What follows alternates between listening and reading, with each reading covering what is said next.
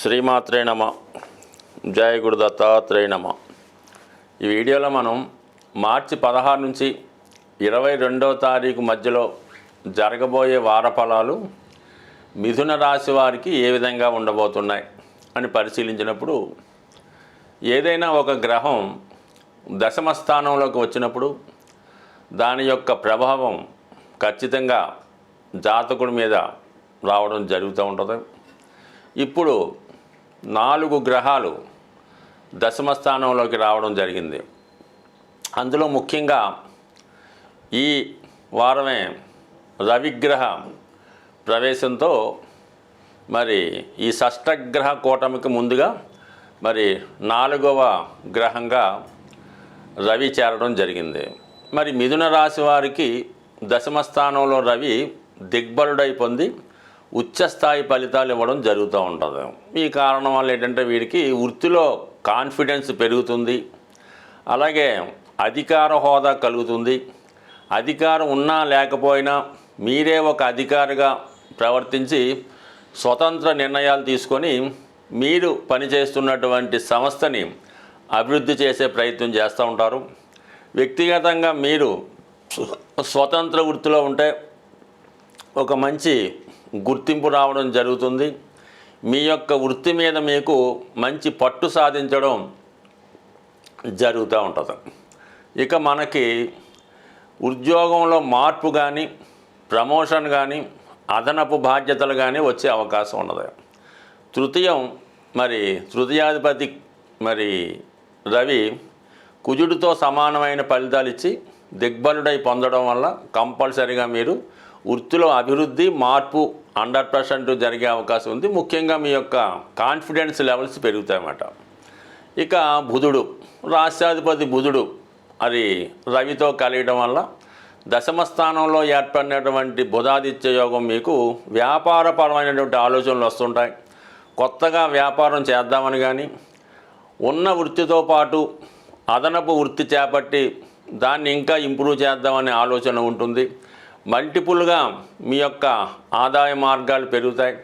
అలాగే మీకు మీ యొక్క సొసైటీలో, మీ యొక్క వృత్తిలో మీరే నెంబర్ 1గా మారి చాలా బిజీగా మారడానికి ఇది అవకాశం ఉంటుంది. అంటే ఇంతకాలంగా మీరు స్వతంత్రంగా ఎవరి సహకారం లేకుండా చేస్తున్నటువంటి కృషికి తగిన ఫలితం మీకు ఈ వారంలో రాబోతుంది. ఈ రవిగ్రహం దశమంలో చేరడంతో బుధుడి యొక్క బలం పెరిగింది. ఎప్పుడన్నా సరే బుధుడు ఫలితం ఇవ్వాలంటే రవిగ్రహ సపోర్ట్ కంపల్సరీగా ఉండాలి. ఎప్పుడైనా సరే రవిగ్రహ సహకారం లేకుండా బుధగ్రహం రాణించలేదు.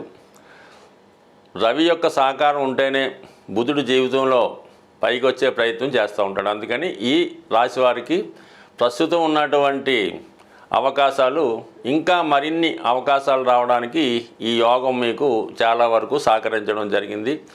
మీకు ఇప్పుడు ఎవరి సహకారం లేకుండా మీ ప్రయత్నాలు మీరే నెరవేర్చుకునే విధంగా ఈ గ్రహస్థితి మీకు కనబడుతూ ఉంటుంది. ఇక మనకి శుక్రుడు మీ యొక్క టాలెంట్కి, మీలో ఉన్నటువంటి ప్రతిభకి శుక్రగ్రహం కారణమవుతూ ఉంటాడు. మరి అటువంటి శుక్రుడు కూడా దశమ స్థానంలో రావడం వల్ల మీరు అటు కళారంగంలో ఉన్నా, వ్యక్తిగత వృత్తిలో ఉన్నా, సాఫ్ట్వేర్ రంగంలో ఉన్నా, ఎక్కువగా ఈ మీడియా రంగంలో ఉన్న వాళ్ళకి నూతన అవకాశాలు చాలా విపరీతంగా రావడం జరుగుతూ ఉంటుంది. పైపెచ్చి అక్కడ ఉచ్చులో ఉండడం వలన మీరు మాకు అసలు ఖాళీయే లేదు బాబు, 1 గంట కూడా మీకు కింద పని చేయలేమంటే అలా కాదండి. మీకు ఇది వరకు మీకు గంటకి 1000 రూపాయలు తీసుకునేవారు కదా, ఇప్పుడు గంటకి 20,000 రూపాయలు ఇస్తాం, మీరు ఖచ్చితంగా ఈ వర్క్ చేయాలన్నటువంటి డిమాండ్ మీకు పెరగడం జరుగుతూ ఉంటుంది. ఎప్పుడైనా ఒక విషయాన్ని ఎవరైనా సరే అబ్జర్వ్ చేయవలసింది ఏంటంటే, దశమ భావంలోకి ఎన్ని ఎక్కువ గ్రహాలు ఉంటే ఆ జాతకుడు అంత బిజీగా అన్ని రంగాల్లో చాలా బిజీగా ఉండడం జరుగుతూ ఉంటుంది. అసలు దశమ భావంలో గ్రహమే లేకుండా ఉంటే ఇంకా జాతకం పెద్దగా చూడవలసిన పనే లేదని సాక్షాత్తు ఈ శాస్త్రాన్ని రచించిన పరాశరుల వారు తన శాస్త్రంలో రాయడం జరిగింది. ఏదైనా దశమ భావంలో గ్రహాలు ఉంటే మంచి కానీ చెడు కానీ ఆ ఫలితాన్ని ఇవ్వడం జరుగుతూ ఉంటాయి. అయితే జ్యోతిష శాస్త్ర ప్రకారం ఏంటంటే మనం ఎంత చెడు ఫలితం ఇచ్చే గ్రహాన్నైనా మన వ్యక్తిగత ప్రయత్నంతో దాన్ని మంచిగా మార్చుకొని ముందుకెళ్ళే ప్రయత్నం జరుగుతూ ఉంటుంది. కాబట్టి మరి ఇప్పుడు ఈ మిథున రాశి వారికి రేపు ఏర్పడబోయే షష్టగ్రహ కూటమికి ముందుగా ఈ వారంలో ఏర్పడినటువంటి 4 గ్రహాలు కూడా మరి ఈ రాశి వారికి చాలా వరకు సహకరించే గ్రహాలే. అందువలన ఇది ఎలాగ ఉంటుందంటే ఒక ఎమ్మెల్యే, ఒక మినిస్టరు, ఒక ఉప ముఖ్యమంత్రి, ఆఖరికి ముఖ్యమంత్రి కూడా మీకు సహకరిస్తే మీ పని ఎంత సులువుగా ఉంటుందో అంత సులువుగా మీ ప్రయత్నం జరుగుతూ ఉంటుంది. కాబట్టి ఎట్టి పరిస్థితుల్లో కూడా మీరు ఏ విధమైనటువంటి ఆందోళన చెందకుండా ఈ 4 గ్రహాలు మీకు కంపల్సరీగా ఇప్పుడే మీకు వృత్తిపరమైనటువంటి అభివృద్ధిని అలాగే గొప్ప కాన్ఫిడెన్స్ని రావడం జరుగుతూ ఉంది. కాబట్టి ఇక ఈ రాశివారు ఏ ప్రయత్నమైనా ముఖ్యంగా వృత్తి వ్యాపారానికి సంబంధించిన ప్రతి ప్రయత్నం కూడా కంపల్సరీగా నెరవేరే అవకాశం ఉంది. ఎక్కువగా ఈ రాశివారు ఒకేసారి 2-3 పనులు ప్రారంభించి ముందుకు వెళ్ళడం జరుగుతూ ఉంటుంది. మరి ఆ విధంగా మీరు మీ యొక్క మల్టిపుల్గా మీరు వెళ్ళిపోతే సక్సెస్ కూడా ఆ విధంగా వస్తుంది. సాధారణంగా ఒక వ్యక్తికి సమస్యలు గ్రహాల వల్ల, కామన్గా గ్రహాల వల్లే సమస్యలు వస్తుంటాయి. అయితే ఈ సమస్యలు ఏ గ్రహం వల్ల మనకి వస్తున్నాయి అన్నది మనం తెలుసుకొని ఆ గ్రహం ఏ రాశిలో ఉన్నదో అబ్జర్వ్ చేసి ఆ రాశికి పరిహారం చేయడం వల్ల అసలు సమస్య నుంచి బయటపడే అవకాశం ఉంటుంది. అయితే ముఖ్యంగా రుణ సమస్యలు కుజగ్రహం వల్ల రావడం జరుగుతూ ఉంటుంది. అయితే కుజగ్రహం వల్ల రుణ సమస్యలు వస్తాయి అందరికీ తెలుసు. కుజుడికి పరిహారం కూడా కామన్గా చేస్తుంటాం. హనుమానికి తమలపాకుల పూజ, లేదంటే సింధూరంతో అర్చన, సుబ్రహ్మణ్య స్వామి ఆరాధన చేస్తున్నాం. అయితే మరి ఎందుకు ఈ సమస్య మనకి సాల్వ్ అవ్వడం లేదు అని పరిశీలించినప్పుడు, అయితే ఆ కుజుడు మనం పరిహారం చేసే సమయంలో ఏ రాశిలో ఉన్నాడో గమనించి ఆ రాశికి పరిహారం చేయడం వల్ల మనకి ఫలితం రావడం జరుగుతూ ఉంటుంది. సో అందువలన ఏంటంటే ఇప్పుడు అందరూ మనం భయభ్రాంతులకి గురి చేస్తున్నటువంటి, అంటే అందరూ కాదు, కొంతమంది ఇలాగా కొంతమంది అలాగా, ఏమైనప్పుడు కూడా జనానికి అంటే ముఖ్యంగా జ్యోతిష్య ప్రేక్షకులకి చాలా అసహనాన్ని, చిరాకుని, భయాన్ని కలిగించే షష్టగ్రహ కూటమి ఇది మీనరాశిలో ఏర్పడడం జరుగుతుంది. ఎప్పుడు ఏదో రాశిలో గ్రహాలు కలుస్తుంటాయి, వెళ్తుంటాయి, తిరుగుతూ ఉంటాయి. కాబట్టి ఇది ప్రపంచంలో మహా అద్భుతము కాదు, ఎప్పుడూ జరగనిది కూడా కాదు, రొటీన్గా జరుగుతుంటాయి.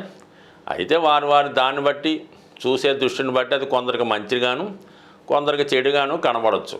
అయితే ఇప్పుడు ఎవరైతే ఈ షష్టగ్రహ కూటమికి ఇబ్బంది పడుతున్నారో దానికి పరిహారం ఏంటి మనం ఆలోచించినప్పుడు, మరి ఈ గ్రహ కూటమి మీనరాశిలో ఏర్పడింది కాబట్టి మీనరాశికి మనం పరిహారం చేసుకోవాలి.